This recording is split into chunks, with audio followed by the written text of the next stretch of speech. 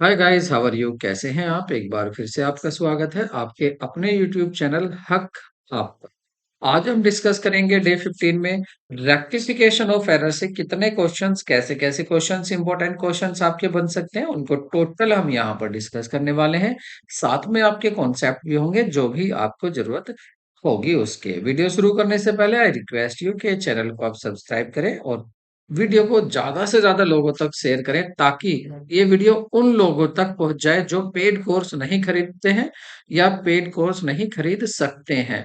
क्योंकि इस चैनल का जो लक्ष्य है, वो लक्ष्य यही है कि वहां तक पहुंच बनाना कि जो लोग पेड कोर्स नहीं खरीद सकते उन तक पहुंच बन जाए, और वो बिना आपकी सपोर्ट के पॉसिबल नहीं होगा। वो तभी पॉसिबल होगा यदि आप इस चैनल को सपोर्ट करते हैं। और सपोर्ट क्या होगा कि आप ज्यादा से ज्यादा इसको सब्सक्राइब करें और ज्यादा से ज्यादा इसको शेयर करें। शुरू करते हैं आज की वीडियो का फर्स्ट क्वेश्चन।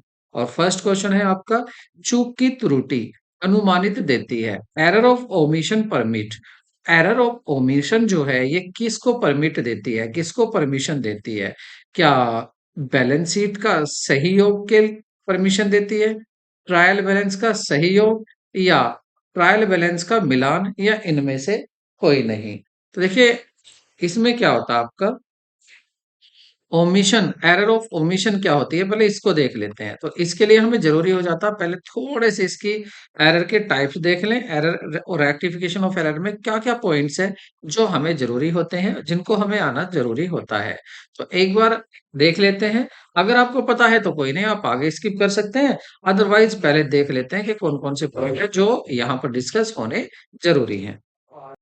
तो सबसे पहले इसमें जो आता है वो आता है आपका ट्रायल बैलेंस। वैसे तो आपने ट्रायल बैलेंस का चैप्टर हमने अलग शामिल किया हुआ है, लेकिन फिर भी आप यहाँ देख सकते हैं आखिर ट्रायल बैलेंस क्या होता है।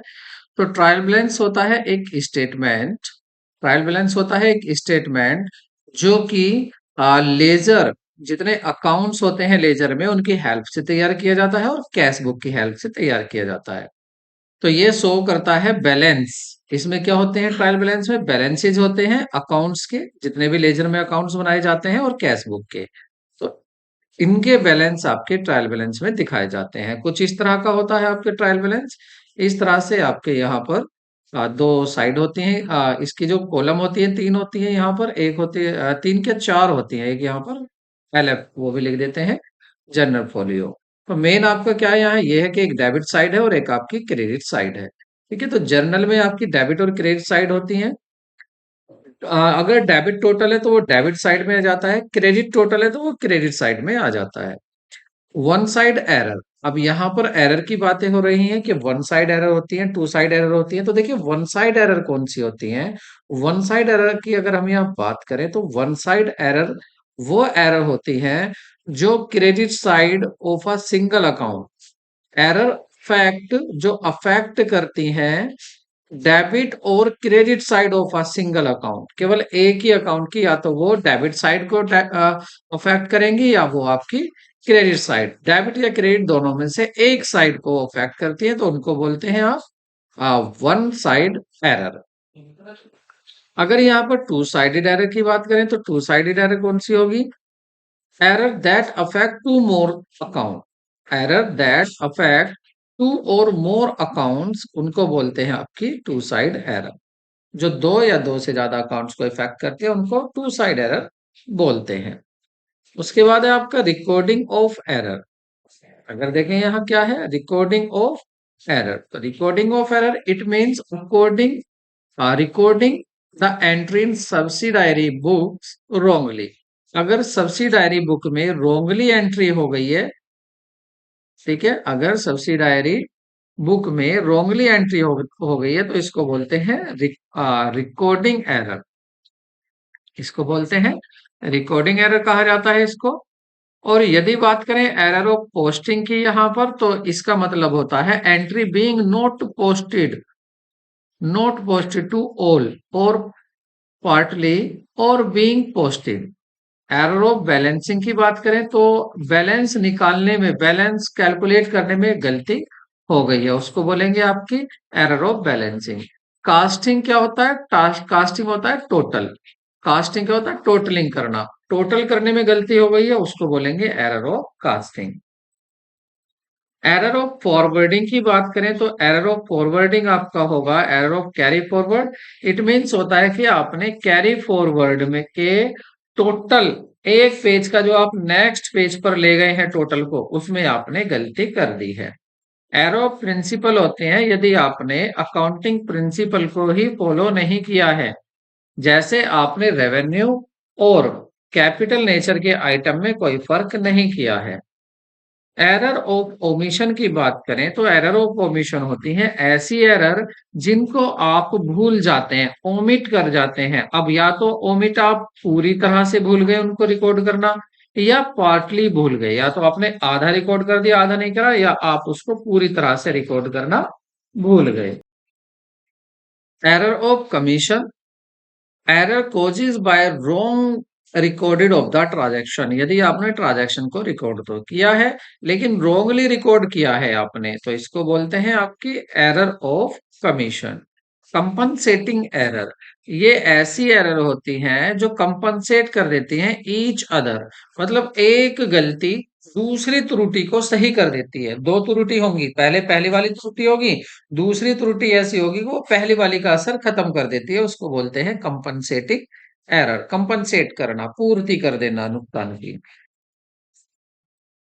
सस्पेंस अकाउंट भी आप इसमें देखेंगे कि सस्पेंस अकाउंट भी आता है। It is an account open to temporarily tally to the trial balance. अगर आपको ट्रायल बैलेंस को टैली करना है, ट्रायल बैलेंस की दोनों साइड को इक्वल करना है, तो जो भी साइड कम होती है उसमें आप ट्रायल बैलेंस लिख देते हैं, ताकि आपके फाइनल अकाउंट्स बनाने में ज्यादा समय ना लगे। लेकिन याद रखना ये कोई सी भी साइड आ सकता है, डेबिट भी आ सकता है और क्रेडिट भी आ सकता है। जो भी साइड आपकी कम आ रही होगी उसी में ही ये लिख दिया जाता है। रेक्टिफाई ऑफ एरर एंट्री, ये क्या है? ये एक ऐसी प्रोसीजर जिसमें करेक्ट किया जाता है आपकी एरर को। और ये कुछ आपके लिए नोट्स है, आप इनको भी ध्यान से देख देख सकते हैं और अपना समझ सकते हैं। बाकी मैंने वैसे ये डिफाइन आपके लिए कर दिए हैं। ठीक है, अब चलते हैं वापस से अपने किस पर, अपने क्वेश्चन पर चलते हैं। तो देखिए हमारा क्वेश्चन क्या था? Error of omission permitted. Error of omission जो परमिटेड देती हैं, करेक्ट टोटल को दे देती हैं। देखिए ओमिशन दो तरह की हो सकती हैं, आपका कंप्लीटली ओमिशन हो सकता है और आपका कंप्लीटली हो सकता है और आपका पार्टली हो सकता है। तो जो कंप्लीटली ओमिशन होता है, यहाँ कह रहे हैं एरर ऑफ ओमिशन, तो इसका मतलब क्या है कि एरर ऑफ कंप्लीटली की यहाँ पर बात कर रहे हैं। अगर ऑप्शन पर नजर डालें तो देखिए यहाँ पर आप देखेंगे कि अगर कंप्लीटली ओमिशन हो जाती है तो इससे कोई फर्क नहीं पड़ता है, मतलब ट्रायल बैलेंस मैच हो जाता है। अगर आपने एंट्री ही नहीं की है तो उसका कोई फर्क ट्रायल बैलेंस पर नहीं पड़ेगा। यदि लेकिन आपने आधी भूल गई आधी एंट्री कर दी, उसका फर्क पड़ेगा। फर्क पड़ने का मतलब ये है कि आपको जो आप ट्रायल बैलेंस बना रहे हैं, तो इसमें एक साइड डेबिट होती है और दूसरी यहाँ पर आपकी क्रेडिट होती है। तो अगर आप डेबिट में ज्यादा लिख देते हैं तो भी मैच नहीं होगा, डेबिट में नहीं लिखते हैं क्रेडिट में लिख दिया तो भी मैच नहीं होगा। तो यहाँ पर मैचिंग होनी ये जरूरी है। अगर मैच नहीं हो रहा है इट मीन्स आपने कहीं ना कहीं कोई अर्थमेटिकल एरर की है। नेक्स्ट क्वेश्चन देखते हैं हमारा, और नेक्स्ट क्वेश्चन है आपका own purchase of old furniture. आपने ओल्ड फर्नीचर खरीदा है और वो भी कितने का है? 2000। Spend on it's repair. अच्छा, आपने एक फर्नीचर खरीदा और उस पर 2000 रुपए और उसकी रिपेयर पर स्पेंड कर दिए, तब जाकर आपने उसको यूजेबल बनाया। अभी आप उसको यूज नहीं कर रहे थे, कब तक यूज नहीं करोगे? जब तक कि उसकी रिपेयर होकर वो सही कंडीशन में नहीं हो जाएगा। तो आपको याद रखना है, जब भी कोई एसेट आप लाते हैं, जब भी कोई आप एसेट लाते हैं और उसको खरीद यूज करने की कंडीशन में लाना, तो अगर वो यूज करने की कंडीशन में नहीं है, आप उसको यूज करने की कंडीशन में लाना चाहते हैं, तो इसके लिए आपको क्या करना पड़ेगा? कुछ उस पर एक्स्ट्रा खर्चा करना पड़ेगा। और याद रखिए जो भी आप उस पर एक्स्ट्रा खर्चा कर रहे हैं वो सब उसकी कॉस्ट में ही इंक्लूड हो जाता है। जैसे मान लें आपने कोई एसेट खरीदी है 1 लाख रुपए की, और इस 1 लाख रुपए को इसको भी लोडिंग करने में गाड़ी में चढ़ाया होगा, जहां से इसको लेकर आए उतारा होगा, इसको फिक्स कराया होगा, इसको लेबर दी होगी, मजदूरी दी होगी, इसको रिपेयर कराया होगा। जब तक ये चालू नहीं हो जाएगी, काम करना शुरू नहीं कर देगी, वो टोटल सारा खर्चा इसकी कॉस्ट ही कहलाएगा। अगर मान लें कहीं 1,000 दिए आपने, कहीं 2,000 रिपेयर में दिए, कहीं आपने 3,000 दिए, तो ये आपका टोटल 1,06,000 की कहलाएगी। तो यही बात यहाँ पर हो रही है कि आपसे कहा है कि फर्नीचर जो आपने खरीदा है, तो फर्नीचर आपने खरीदा और उस पर आपने 2,000 रुपए और लगा दिए। तो यहाँ पर आप किसको डेबिट करने वाले हैं? तो कह रहे हैं फर्नीचर की गई राशि को आप रिपेयर अकाउंट में, it is repair should be debited, तो आप रिपेयर अकाउंट में डेबिट करेंगे, फर्नीचर अकाउंट में करेंगे, कैश अकाउंट में, नन ऑफ द अबव, इनमें से कोई नहीं, नन ऑफ दीज, इनमें से कोई नहीं। तो देखिए आप इसको कहाँ करेंगे? फर्नीचर अकाउंट में, क्योंकि देखिए आप फर्नीचर खरीदो चाहे उसको यूज करने तक, जब तक वो यूज ना होने लगे तब तक उसको चालू कंडीशन में लाने के लिए जो भी खर्चा करोगे वो सब फर्नीचर अकाउंट में ही जाने वाला है। ठीक है, तो फर्नीचर अकाउंट को ही यहाँ पर आप डेबिट करेंगे, चाहे आपने रिपेयर में दिया हो पैसा या कहीं भी दिया हो। तो ये हो जाएगा आपका furniture account debit to cash या बैंक। ऑप्शन आपका क्या सही होगा? बी ऑप्शन आपका सही होगा। नेक्स्ट क्वेश्चन देखते हैं। और नेक्स्ट क्वेश्चन है आपका, नेक्स्ट में आपसे पूछा गया है कि 3,000 रुपए पेड, 3,000 आपने पेड किए हैं for installation, installing of machine should be debited to, should be debited to. तो वही वाली बात जो मैं अभी बता रहा था, आप क्या लाए हैं? आपने एक मशीन को इंस्टॉल किया है, उसको आपने 3,000 रुपए दिए हैं, तो ये भी कहाँ जाएगा? मशीन ही अकाउंट में ये भी जाएगा अमाउंट, मतलब डेबिट ये भी मशीन अकाउंट में ही होगा। तो ऑप्शन क्या हो जाएगा आपका? करेक्ट ऑप्शन आपका बी होगा। नेक्स्ट देखते हैं। नेक्स्ट है आपका goods of 500 given as charity, आपने क्रेडिट टू, तो कहाँ क्रेडिट करोगे? देखिए जब आप दान के रूप में 500 रुपए का सामान, दान के रूप में 500 रुपए का सामान दिया, तो इसकी जनरल एंट्री क्या बनेगी? देखिए चैरिटी अकाउंट आप क्या करेंगे? डेबिट करेंगे, और में कर देंगे आप, जो गुड्स आपका अगर गुड्स गया है तो आप इसको परचेज करेंगे। ये भी आपको याद रखना है कि यहाँ परचेज अकाउंट को क्रेडिट करते हैं। और इसने पूछा क्या है? यही पूछा है कि क्रेडिट किसको करेंगे, तो क्रेडिट किसको करेंगे? ऑप्शन आपका सी सही होगा, परचेज अकाउंट को क्रेडिट करेंगे। नेक्स्ट क्वेश्चन देखते हैं। गुड्स 1,000 रुपए का taken by proprietor for personal use should be credit to, तो 1,000 का गुड्स प्रोप्राइटर ने लिया है अपने पर्सनल यूज के लिए, तो ये क्या हुआ? ड्राइंग हुआ। तो इसकी आप एंट्री क्या बनाएंगे? तो इसकी आप एंट्री बनाएंगे, यहाँ पर एंट्री क्या यहाँ पर पूछा है कि बताइए आप क्रेडिट किसको करोगे? तो देखिए यहाँ पर क्या होगा? ड्राइंग अकाउंट को आप डेबिट करेंगे, ड्राइंग अकाउंट डेबिट टू, फिर वही परचेज अकाउंट अगर गुड्स लिया है, अगर कैश लिया होता तो कैश को यहाँ क्रेडिट कर देते, तो यहाँ भी परचेज अकाउंट ही आपका क्या होगा? क्रेडिट होगा। आप याद रखना, अगर आप चैरिटी में दे रहे हैं, डोनेशन में गुड्स दे रहे हैं, तो डोनेशन हो वो डेबिट हो जाएगा। अगर माल आग से नष्ट हो गया तो लॉस बाय फायर डेबिट हो जाएगा। अगर आपने सैंपल में दिया है तो सैंपल या एडवर्टीजमेंट डेबिट हो जाएगा। ड्राइंग किया है, ड्राइंग डेबिट हो जाएगा। और टू, इन सभी में परचेज अकाउंट को क्रेडिट करते हैं, ये भी आपको याद रखना है। इन सभी कंडीशन में परचेज अकाउंट को क्रेडिट किया जाएगा। नेक्स्ट देखते हैं। Trial balance is prepare to locate, trial balance जो बनाया जाता है वो एरर ऑफ प्रिंसिपल को लोकेट करने के लिए बनाया जाता है, कंपनसेटिंग एरर को, या एरर ऑफ ओमिशन को, या इनमें से कोई नहीं। तो देखिए एरर ऑफ ओमिशन जो होती है केवल इसका ही पता चलाया जा सकता है किसमें? ट्रायल बैलेंस में।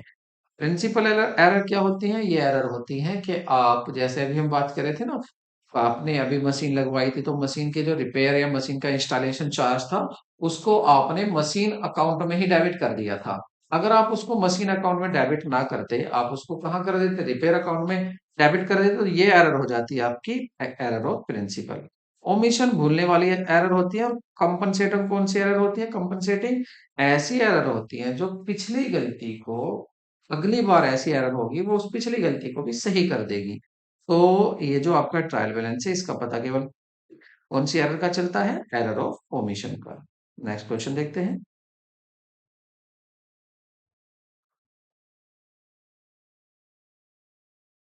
₹5,000 received from the Smith whose account was previously written off, bad डेब्ट शुड बी क्रेडिट टू। देखिए 5,000 रुपए आपको मिले हैं, 5,000 रुपए आपको मिले हैं, कहाँ से मिले हैं? स्मिथ से। स्मिथ कौन था आपका? स्मिथ वो था जो आपने पहले उसको बैड डेब्ट रिटर्न ऑफ कर दिया। आपका कोई डेटर्स था, आपने सोचा इससे तो पैसा मिलेगा नहीं, आपने उसको बैड डेप्ट कर दिया, वो डूब गया था पैसा, अब वहां से आपको पैसा मिल गया। तो यहाँ पर क्या पूछा है, तो अब आप बताइए क्रेडिट किसको करेंगे। देखिए पहली बात तो आपका कैश आया है तो आप कैश को डेबिट करेंगे। और टू, आपका जो है ये बैड डेफ्ट जो था, बैड डेफ्ट क्या हुआ है, रिकवर्ड हो गया, रिकवर्ड अकाउंट को क्या कर देंगे, क्रेडिट कर देंगे। तो ये कहाँ है आपका बैड डेफ्ट रिकवर्ड अकाउंट, देखिए ऑप्शन ए ही आपका करेक्ट आ रहा है। ऑप्शन ए आपका बिल्कुल सही होगा। नेक्स्ट क्वेश्चन देखते हैं।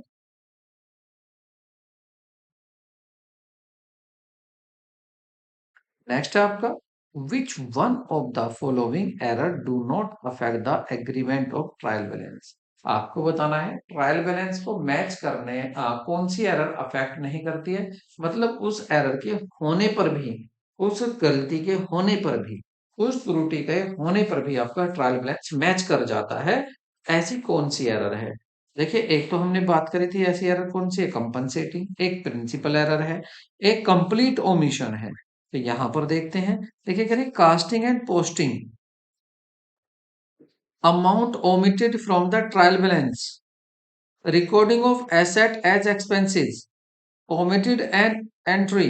देखिए अगर आप किसी भी एंट्री को लिखना भूल गए, आपने डेबिट में पैसे लिखने थे, आपने नहीं लिखे, तो क्रेडिट साइड ज्यादा हो जाएगी, डेबिट कम रह जाएगी। तो इसका मतलब इससे भी फर्क पड़ेगा। अगर कहें पोस्टिंग में आपने कास्टिंग में, कास्टिंग मतलब आप क्या कर रहे थे, आप कास्टिंग कर रहे थे, टोटलिंग कर रहे थे या फॉरवर्ड कर रहे थे, उसमें आपने गलती कर दी तो भी असर पड़ेगा।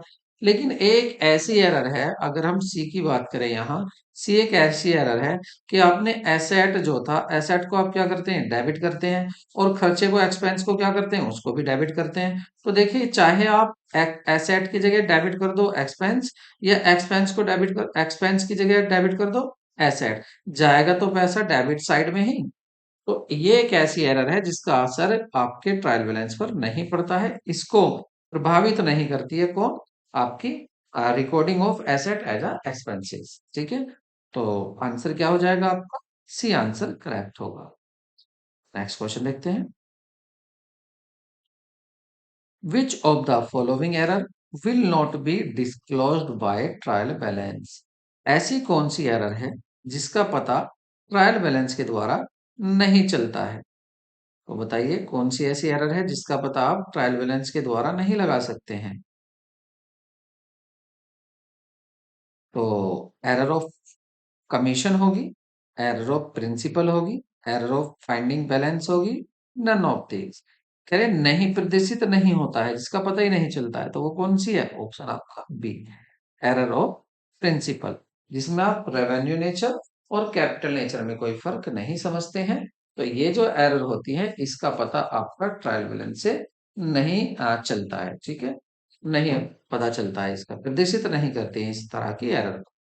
नेक्स्ट देखते हैं। निम्नलिखित में से कौन सी त्रुटि, निम्नलिखित में से कौन सी त्रुटि परीक्षण त्रुटि मतलब trial balance, trial balance one of the following error affect the trial balance.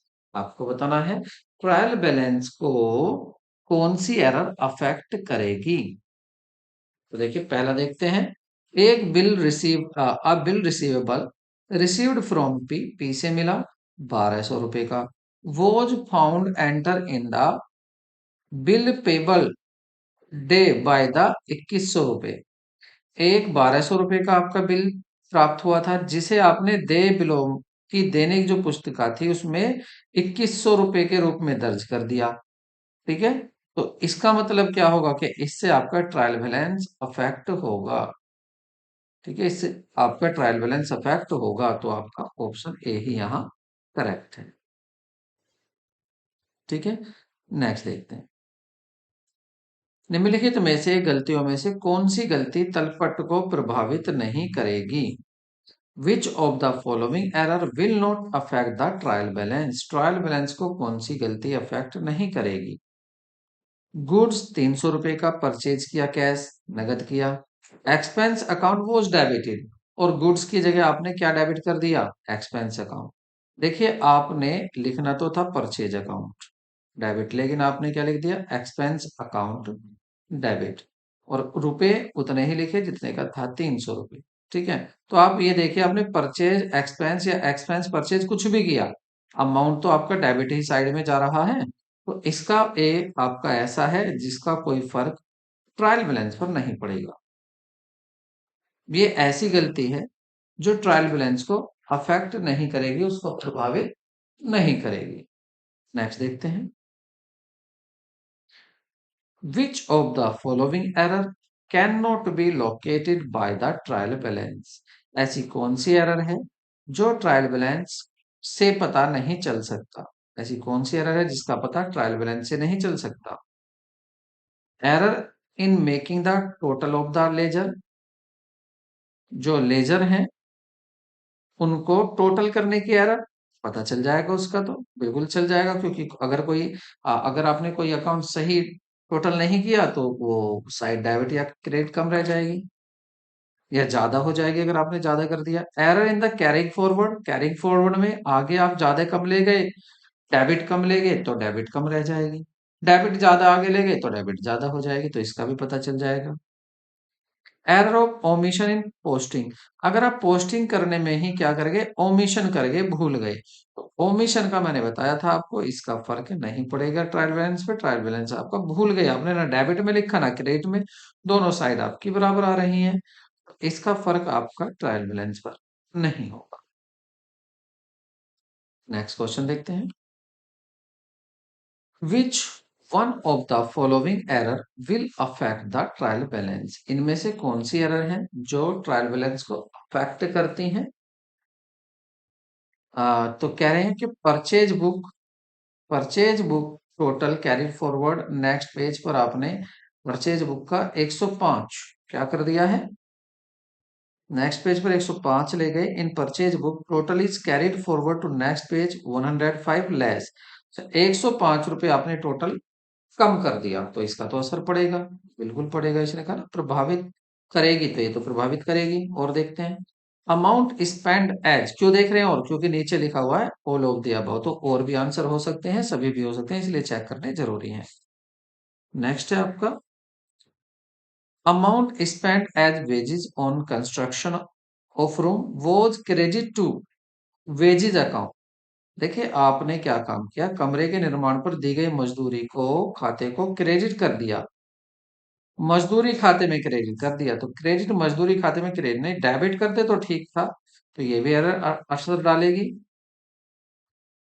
Total कह रहे हैं यहाँ पर total purchase return book found that less bye 53, आपकी जो परचेज रिटर्न बुक थी, परचेज रिटर्न बुक को क्या करते हैं हम, क्रेडिट करते हैं, ठीक है, तो वो आपने कम क्रेडिट किया है 53 रुपए, इसका मतलब क्रेडिट साइड जो होगी वो 53 रुपीज कम आ जाएगी, तो इसका भी असर डलेगा। इसका मतलब आंसर क्या हो जाएगा, all of the above, answer आपका यहाँ पर डी सही होगा, ठीक है, क्योंकि इसमें क्या आ गया, इसमें एक से ज्यादा आंसर आ रहे हैं। नेक्स्ट क्वेश्चन देखते हैं। परचेज ऑफ ऑफिस फर्नीचर 1200 रुपए, ठीक है, और उसको डेबिट कर दिया गया जर्नल एक्सपेंस अकाउंट में, ठीक है, तो इसको कह रहे हैं कि बताइए, ये जो है ये आपकी क्लैरिकल एरर होगी, एरर ऑफ प्रिंसिपल होगी, एरर ऑफ ओमिशन होगी, या इनमें से कोई नहीं होगी। देखिए आपने क्या, आपने फिक्स एसेट को परचेज किया है, किसको परचेज किया है, फिक्स एसेट को परचेज किया है, फर्नीचर को, तो यहां पर आपको क्या करना चाहिए, फर्नीचर फर्नीचर अकाउंट को करना चाहिए आपको डेबिट करना चाहिए, और टू आपको कैश करना चाहिए, ठीक है, लेकिन हुआ क्या, इसकी एंट्री बना दी गई जर्नल एक्सपेंसेस, क्या बना दी गई, जनरल एक्सपेंसेस अकाउंट को कर दिया डेबिट, और टू कैश, ये माना गया, क्या माना गया, माना ये गया है कैश अकाउंट, ये माना गया है कि आपके ये जो जनरल एक्सपेंसेस है तो खर्चा, ये भी खर्चा है और ये फर्नीचर भी खर्चा है, लेकिन फर्क है, ये जो खर्चा है ये आपका पी&एल अकाउंट पर चार्ज होता है, लेकिन जो फिक्स एसेट है ये पी&एल पर चार्ज नहीं होता है, ये आपकी बैलेंस शीट में दिखाई जाती है, ठीक है। तो यहाँ पर ये जो एरर थी, इस एरर को आपने क्या किया, जो प्रिंसिपल था आपका, कि आपको रेवेन्यू नेचर का नहीं मानना है, इसको कैपिटल नेचर का मानना है, तो जब आप कैपिटल नेचर रेवेन्यू नेचर में फर्क नहीं करते हैं। इस तरह की एरर को कहते हैं एरर ऑफ प्रिंसिपल। तो यहाँ पर आपने अपना फर्नीचर खरीदा और उसको जनरल अकाउंट में डेबिटेड कर दिया, इसका मतलब कौन सी एरर होगी यहाँ पर आपकी? Error of principle. तो ऑप्शन आपका बी सही होगा। नेक्स्ट देखते हैं।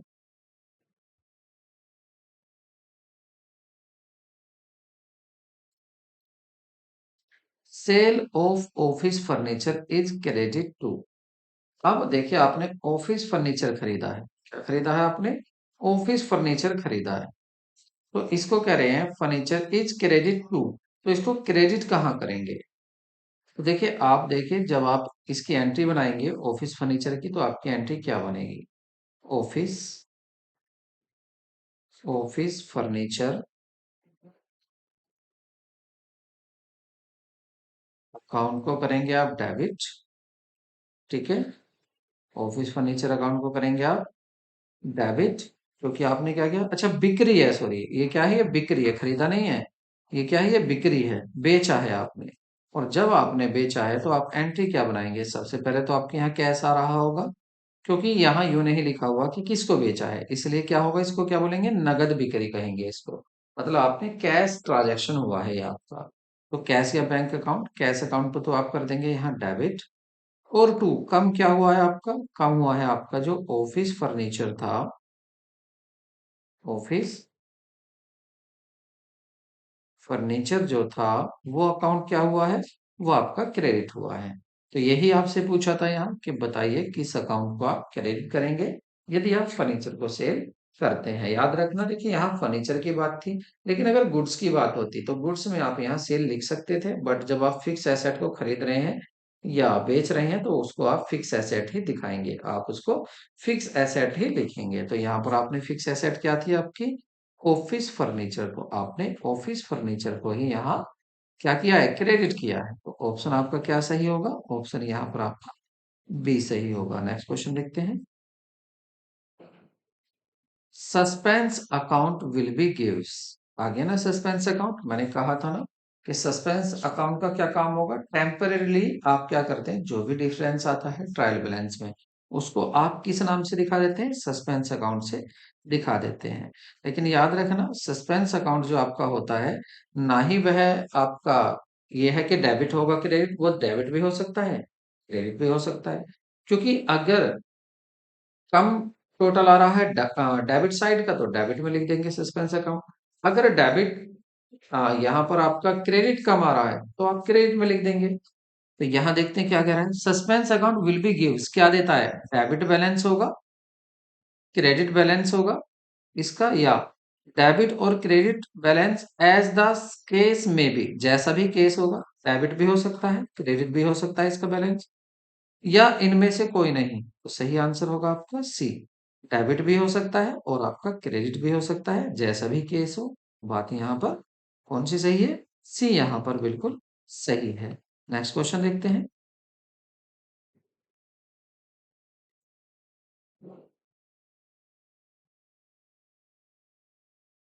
Error not shown in the trial balance are. कह रहे हैं ऐसी कौन सी एरर है जिसको ट्रायल बैलेंस नहीं दिखा सकता? तो देखिए भाई, ट्रायल बैलेंस केवल उसी को तो दिखा सकता आपने लिखा भी हो। आपने या तो लिखा ना हो कोई सी साइड में कुछ अमाउंट, और लिखा हो तो आपने कम ज्यादा लिख दिया हो।